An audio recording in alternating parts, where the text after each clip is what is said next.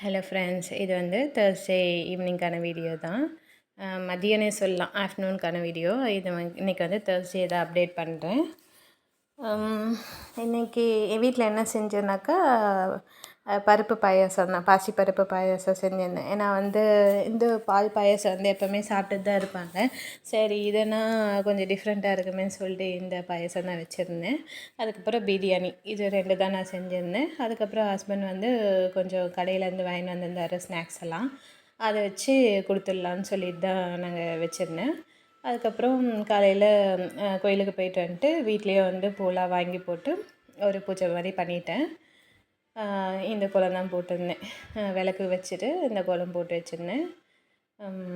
அதுக்கப்புறம் அதான் ஈவினிங்க்கு முன்னாடி இதெல்லாம் நான் ரெடி பண்ணிட்டேன். ஃபுல்லாக வீடெல்லாம் ஆல்ரெடி க்ளீனாக தான் இருந்தது. ஸோ அதனால் அது எதுவுமே க்ளீன் பண்ணலை.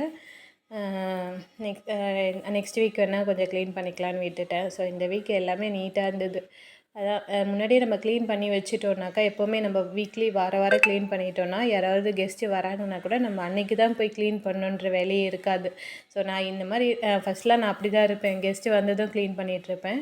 ஸோ இது வாரம் நம்ம பண்ணி வச்சுருக்கிறதுனால எப்போவுமே நீட்டாக தான் இருக்கும். சரியா, அதனால் எனக்கு ரொம்பவே யூஸ்ஃபுல்லாக இருந்தது இந்த மாதிரி ஃபாலோ பண்ணும்போது. ஸ்நாக்ஸ் வந்து இது தான் வாங்கிட்டு வந்திருந்தார் பேக்கரியிலேருந்து. இதுவே மீந்துடுச்சு. நான் இது பத்தாதுன்னு நினச்சேன். ஆனால் வந்து இதுலேயே யாரும் அவ்வளோலாம் ரொம்பலாம் சாப்பிடல. எனக்கு கேக்லாம் சாப்பிட்டதுமே வயிறு ரொம்ப ஃபுல்லான மாதிரி இருந்தது. அதனால் கொஞ்சம் எடுத்துகிட்டு அப்படியே மீதி இருந்தது அப்படியே நான் பாக்ஸில் போட்டு வச்சுட்டேன். சரி, ஸ்நாக்ஸுக்கு உதவுன்னு சொல்லிவிட்டு எடுத்து வச்சுட்டேன். அதுக்கப்புறம் இந்த சாக்லேட்டு இது ஒன்று வாங்கியிருந்தோம். இது வந்து ஒரு 150 நினைக்கிறேன். சாரி 50 ருபீஸ், 50 ரூபா தான் இது. இதுலேயே வந்து சாக்லேட்ஸ்லாம் நிறைய போட்டு வச்சுருந்தாங்க. எப்படி 50 ருபீஸ்க்கு மேலே வர்த்தான சாக்லேட் தான் உள்ளே இருந்தது. அதுக்கப்புறம் இந்த கேண்டிலும் ஒர்க் ஆகல. அப்புறம் இந்த ஸ்ப்ரேவும் ஒர்க் ஆகல.